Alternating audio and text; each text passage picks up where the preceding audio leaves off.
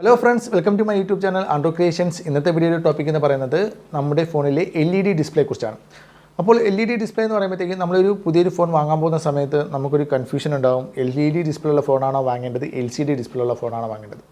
നമ്മളൊരു picture clarity മറ്റു കാര്യങ്ങളൊക്കെ നല്ലൊരു വീഡിയോ കാണാൻ ഗെയിം കളിക്കാനൊക്കെ നല്ലൊരു അട്രാക്ഷൻ തോന്നിക്കുന്ന ഒരു ഡിസ്പ്ലേ ആണ് നമ്മൾ ഉദ്ദേശിക്കുന്നതെങ്കിൽ തീർച്ചയായിട്ടും നമ്മൾ LED ഡിസ്പ്ലേ ആണ് വാങ്ങും. കാരണം അതിന് കുറച്ചും കൂടെയൊക്കെ LCD കൂടുതൽ അട്രാക്ഷനും നല്ല പിക്ചർ മികവൊക്കെ LED ഡിസ്പ്ലേക്കാണ് കൂടുതൽ. അതുകൊണ്ട് നമ്മൾ LED ഡിസ്പ്ലേ തന്നെ കൂടുതൽ നോക്കും.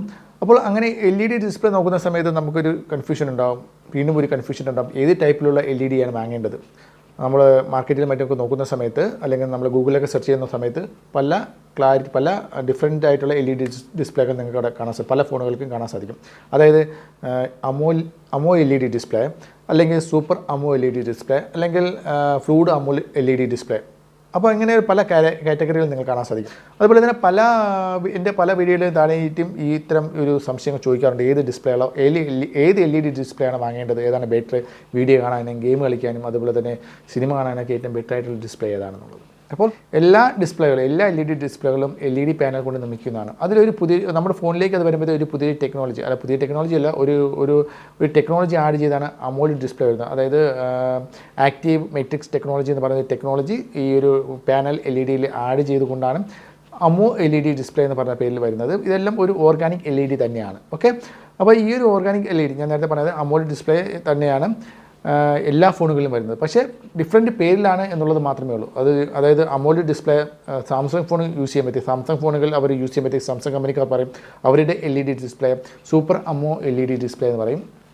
ഇപ്പോൾ ഈ ഒരു AMO LED display OnePlus use ചെയ്യുന്ന സമയത്ത് അവരുടെ LED ഡിസ്പ്ലേ അവർ പറയും ഫ്ലൂഡ് അമോ LED ഡിസ്പ്ലേ എന്ന് പറയും. ചില കമ്പനിക്കാർ ഇപ്പോൾ ഐഫോണാണ് അവരുടെ ഫോണുകൾ യൂസ് ചെയ്യുന്നത്, അവരതിനെ റെറ്റിന ഡിസ്പ്ലേ എന്ന് പറയും.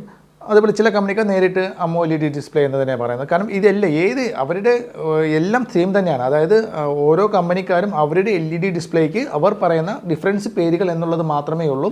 എല്ലാം സെയിം തന്നെ, എല്ലാം അമോ LED ഡിസ്പ്ലേ തന്നെയാണ്. പിന്നെ അതിൻ്റെ ക്വാളിറ്റിയിൽ വ്യത്യാസം ഉണ്ടാകും എന്നുള്ളത്. അതായത് വില കൂടിയ ഫോണുകളിൽ നല്ല ക്വാളിറ്റി കൂടിയ അമോ LED ഡിസ്പ്ലേ ആയിരിക്കും, വില കുറഞ്ഞ ഫോണുകളിൽ ക്വാളിറ്റി കുറഞ്ഞ അമോ LED ഡിസ്പ്ലേ ആയിരിക്കും. കാരണം ഇപ്പോൾ കോമൺ ആയിട്ട് നിങ്ങൾക്ക് എല്ലാവർക്കും മനസ്സിലാവുന്ന രീതിയിൽ പറഞ്ഞു എന്നുള്ളതേ ഉള്ളൂ. പക്ഷേ ഓരോ കമ്പനിക്കാരും അവരുടെ അമോൾഡ് ഡിസ്പ്ലേ വർക്കിംഗ് മെത്തേഡിന് ചെറിയ ചെറിയ വ്യത്യാസങ്ങൾ കൊണ്ടുവരാറുണ്ട്. അതായത് റീഫ്രഷിംഗ് റേറ്റിൽ കൂടുതൽ വ്യത്യാസം കൊണ്ടുവരാറുണ്ട്, കൂടുതൽ റീഫ്രഷിംഗ് റേറ്റ് കൊണ്ടുവരാറുണ്ട്. അതുപോലെ തന്നെ കളർ ഗ്രേഡിങ്ങിന് വ്യത്യാസം കൊണ്ടുവരാറുണ്ട്, ബ്രൈറ്റ്നസ് കൺട്രോളിങ്ങിന് വ്യത്യാസം കൊണ്ടുവരാറുണ്ട്. അതുപോലെ തന്നെ പവർ കൺസപ്ഷന്, ഓരോ LED വർക്ക് ചെയ്യുന്നതിന് വേണ്ടിയുള്ള പവർ കൺസപ്ഷന് വ്യത്യാസം കൊണ്ടുവരാറുണ്ട്. അങ്ങനെ ഒരുപാട് വ്യത്യാസങ്ങൾ ഓരോ അമോൾഡ് ഡിസ്പ്ലേക്കും അവരുടേതായ യൂസിങ്ങിനനുസരിച്ച് അവർ കൊണ്ടുവരാറുണ്ട്. അതൊക്കെ നമുക്ക് മൈന്യൂട്ടായിട്ടുള്ള ചെറിയ വ്യത്യാസങ്ങളായിട്ട് മാത്രമേ നമുക്ക് തോന്നാറുള്ളൂ.